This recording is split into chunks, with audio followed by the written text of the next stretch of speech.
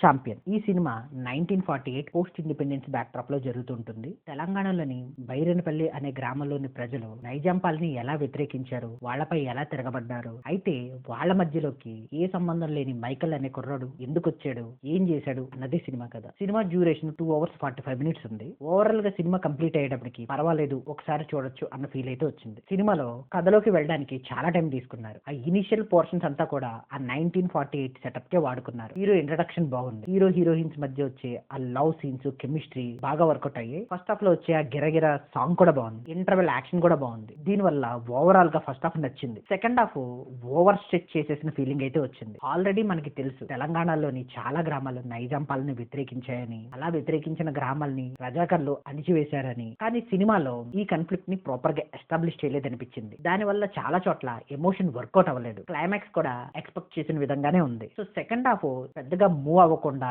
అదే గ్రామంలో అక్కడే ఉండిపోయిందన్న ఫీలింగ్ అయితే వచ్చింది. హీరోగా రోషన్ చాలా బాగా చేశాడు. యాక్టింగ్ సీన్స్ గానీ, డాన్స్ గానీ, యాక్షన్ సీన్స్ గానీ అన్నిట్లోనూ బాగా చేశాడు. చాలా సీన్స్ లో ఈయన అసలు తెలుగు యాక్టరేనా లేకపోతే బాలీవుడ్ యాక్టరా అన్నట్టుగా అనిపించాడు. హీరోయిన్ కూడా చాలా బాగా చేసింది. 1948 విలేజ్ బ్యాక్ డ్రాప్ లో ఈమె క్యారెక్టర్ ని బాగా చూపించారు. ఆ ఊర్లోని దాదాపు అందరి క్యారెక్టర్స్ బాగున్నాయి. టెక్నికల్ గా కూడా ఈ సినిమా బాగుంది. 1948 ఆ బ్యాక్ డ్రాప్ లో సినిమాటోగ్రఫీ బాగుంది. బ్యాక్గ్రౌండ్ మ్యూజిక్, సాంగ్స్ కూడా బాగున్నాయి. సినిమాలో రైటింగ్స్ ఇంకొంచెం బెటర్ గా ఉంటే బాగుంది అనిపించింది. కొన్ని యాక్షన్ సీన్స్ బాగున్నాయి, కొన్ని బాగాలేదు. ముఖ్యంగా క్లైమాక్స్ లో రోషన్ వచ్చేసి ఒక్కడే అంత మందిని కాల్ చేయడం అంతగా నచ్చలేదు. కొన్ని సీన్స్ ఇల్లాజికల్ గా అనిపించాయి. సెకండ్ హాఫ్ లో బైరనపల్లి గ్రామాన్ని అన్ని వైపుల నుండి కూడా రజాకర్లు ముట్టడించాక ఊర్లో నుండి ఎవరు బయటికి వెళ్ళలేరు అని తెలిసాక కూడా ఊర్లో ఒక అమ్మాయికి పెళ్లి చేసి అత్తారింటికి వేరే ఊరు పంపుతారు. చాలా కన్వీనియంట్ గా అనిపించలేదు ఈ సీన్. సినిమాలోని మెయిన్ విలన్ క్యారెక్టర్ ని కూడా ప్రాపర్ గా ఎస్టాబ్లిష్ చేయలేదు. ఫ్యామిలీతో చూడొచ్చా అంటే కిల్లింగ్ సీన్స్ ఉన్నాయి, అవి తప్పిస్తే మిగిలిన సినిమా అంతా కూడా